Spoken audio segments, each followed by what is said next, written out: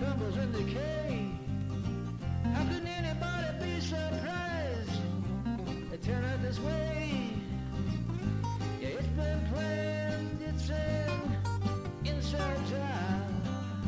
So many movers and shakers are supporting the mob.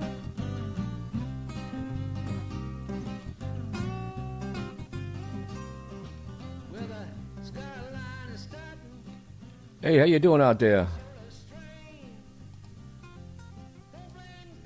This is Bob on Bob's Blues and the News, coming to you directly from Atlanta, Georgia. It's about 10:20 in the morning, and what's the date of today? Ooh, it's the 6th, Friday the 6th of February, and things are cooking in the Middle East. So Trump is putting the great squeeze, the big squeeze, on the Ayatollah. I mean, I've been going back and forth with this story. I've been following this story. I'm Jewish, okay? I'll tell you the deal. And the Jews have always felt close to the Persian people. We have a history that goes back ever since, it goes back over 2,000 years ago. Over 2,000 years ago. Maybe 2,400 years ago, 500 years ago, something like that. I don't know the exact time span. I could look it up and figure it out, but that's for another show, perhaps. But there's a holiday on the Jewish calendar called Purim. And the backstory is that the Jews were exiled. Were exiled in Babylon when the first.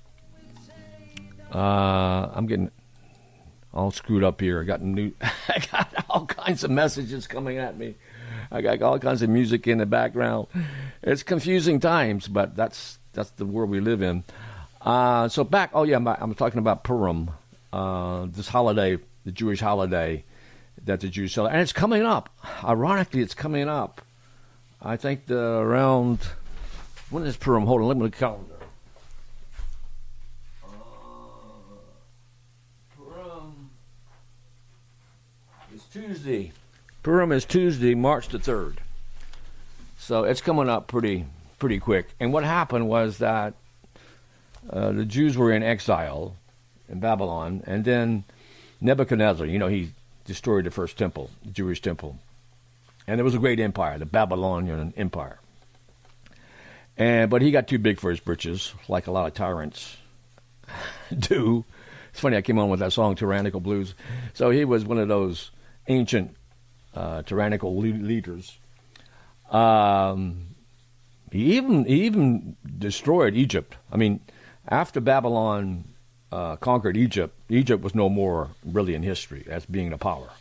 That was the last straw, the drop, the last hammer to drop, the last nail to drop, whatever.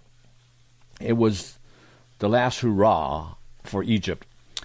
And so Nebuchadnezzar was a big tyrant. He destroyed the first temple, and he destroyed what was left of Egypt.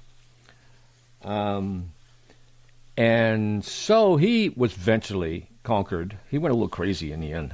He went really nuts. And he was conquered by the Persians, and which is today Iran, right? And the Jews were allowed to go back to the Holy Land, back to Jerusalem, back to Israel, under King Cyrus. So King Cyrus is a big hero, not only for the Persians, but also for the Egyptians. So King Cyrus allowed, like I said, King Cyrus allowed the Egyptians, the Israelis to go back, the Hebrews to go back to their land, and they built the second temple. So that's why, and one of the reasons why the Jews have always been sort of close to the Persians. And Iran under the Shah before was really the only country in that region that supported Israel. Of course, when the mullahs came in, the Ayatollahs, of course, they went hog wild against Israel and Zionism, etc. But the Persian people are very loyal to Israel, and that's why in the demonstrations you often saw an Israeli flag waving beside their traditional Persian flag, which is a lion and a sun. So that's the closeness. That's why you see why the two countries are so close and so in line with a lot of for a lot of reasons, mainly that. So I know this podcast is not done very well. I've got so much on my mind, people. It's just personally, geopolitically, not that I'm a politician. I shouldn't be concerned about the geopolitics. You know what I mean?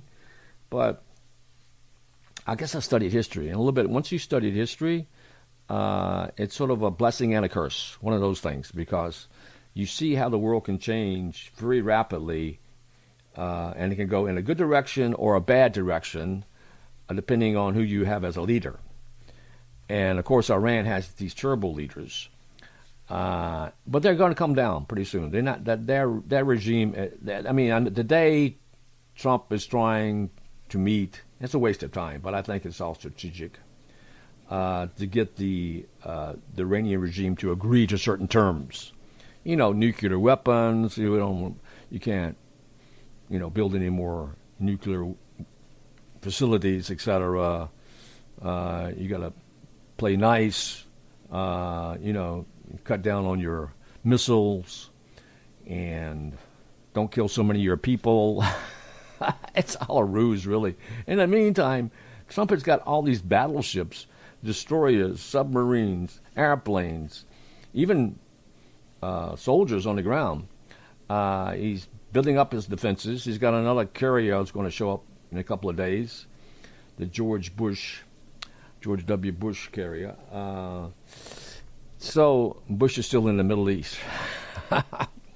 So I don't think the regime is going to last much longer.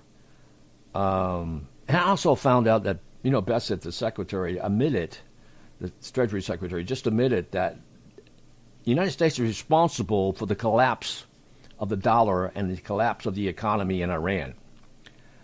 That was the impediments that started this current uproar, these current riots in Iran, because their currency was worth nothing. There was hardly any water in Tehran, in the country. Everything, inflation was up the wazoo. So, and the United States has a lot to do with that. So they're pulling strings everywhere they can. And, of course, their idea is not to really bring down the hammer totally. But it might be this weekend. I don't know. How much longer can this go on where, you're playing these games? Iran is not going to sign any deal with the United States. And even if it did sign a deal with the United States, it wouldn't be worth the paper it's written on. I hope Trump realizes that, and he can't trust them. He said so many things. He says, we're locked and loaded. He told the people help is on the way. Especially, January the 8th, I think maybe 30,000 people got killed. Citizens got innocent children just for protesting on that day. And ever since then, I've been hoping the hammer would come down on these evil, evil, evil people, the regime I'm talking about, and the IRGC, and those dudes. But, Trump had to get all his ducks in a row, and it's complicated, that part of the world, as most people should know.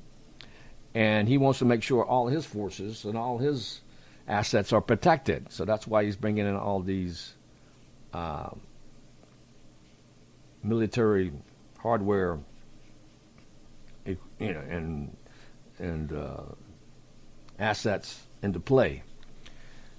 So I think this weekend it's probably going to be a turning point. Either they're going to really hammer them well with maybe a kinetic attack, or they're going to squeeze them some other way. But they're putting on, as I said right at the beginning of this podcast, they're putting on a big squeeze. It is a very, very big squeeze. And it could lead to World War III. I mean, you could all blow up. I mean, we're sort of in World War III now, you know.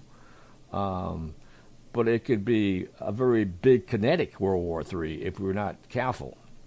So, you know, keep the faith.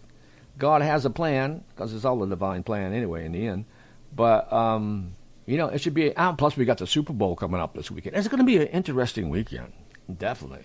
I hope you got your chicken wings and your beer and your popcorn or whatever you like.